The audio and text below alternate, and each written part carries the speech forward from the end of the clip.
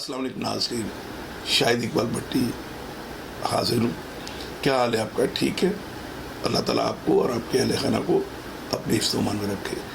दोस्तों, आज बहुत ही सस्पेंस वाली चीज़, बहुत ही इनोवेटिव, और आज तक मेरा ख्याल है पिछले 10 साल में आपको इसके बारे में किसी ने कोई ख़बर नहीं दी होगी कि माइकल जैक्सन की डेथ 25 जून 2009 को कैसे हुई, ये तो सभी जानते हैं।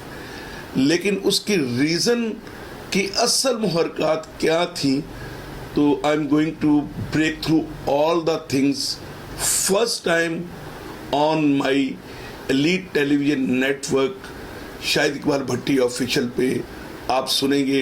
लेकिन उसके लिए ज़रूरी है कि आप मेरे चैनल को सब्सक्राइब करें, शाहिद इकबाल भट्टी को ऑफिशियल को, उसका आइकॉन बेल प्रेस करें ताकि आप तक हर फैक्चुअल पोजीशन और अपडेट्स मिलती रहें।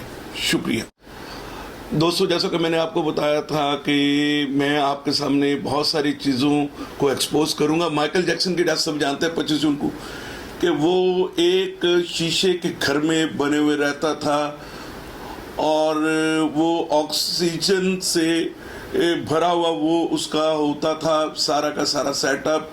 और कम से कम उसने जो अपने 12 डॉक्टर्स रखे हुए थे जो हाईली पेड थे, और उसने बहुत सारे डोनर्स को वो मंथली पे करता था इन मिलियंस, जो वो उसको गुर्दे भी दे सकते थे, उसको जितने भी ऑर्गन्स हैं वो डोनेट कर सकते थे।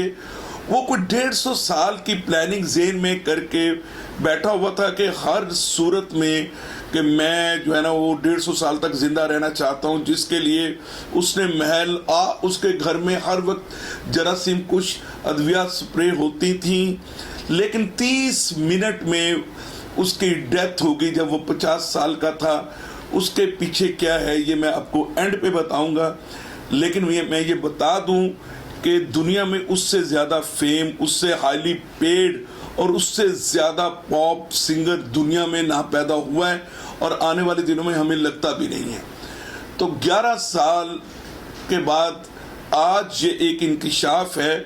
इसका फैसला आपने करना है कि आखिर आधे घंटे में कम से कम उसकी डेथ की रीज़न क्या बनी। क्योंकि 11 साल पहले जब उसकी डेथ हुई थी तो गूगल का सिस्टम बैठ गया था। उस वक्त 11 साल पहले 8 लाख लोग उस नेट पे आ चुके थे और उनको पता नहीं चल रहा था कि माइकल जैक्सन हुआ क्या था। तो जब उसकी डेथ हुई और डॉक्टरों ने उसका पोस्टमार्टम किया तो उसके जो 12 डॉक्टर्स थे वो देख रहे थे कि उसके जिस्म में कोई भी ऑर्गन, कोई भी हड्डी, कोई भी चीज़ ठीक नहीं है।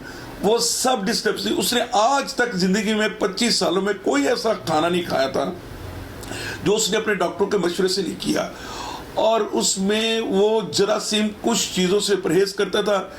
आजकल की तरह वो मास्क पहनता था, वो लोगों से हाथ नहीं मिलाता था, और जब भी वो अपना कोई प्रोग्राम करके आता था, म्यूजिकल प्रोग्राम, तो वो अपने आप को जो है वो एंटी बैक्टीरियल चीज़ों से पाक करने के लिए हर चीज़ को, डॉक्टरों की प्रेस्क्रिप्शन को वो फॉलो करता था।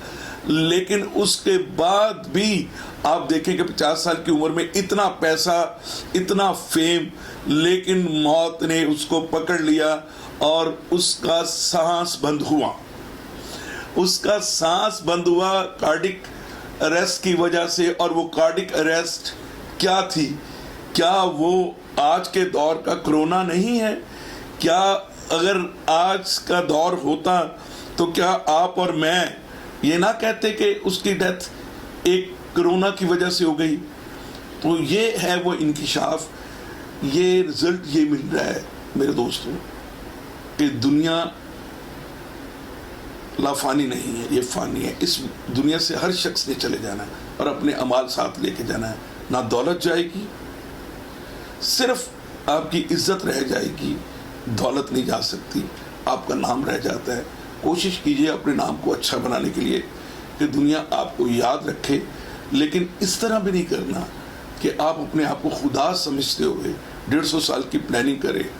Means proposes God ڈسپوزز.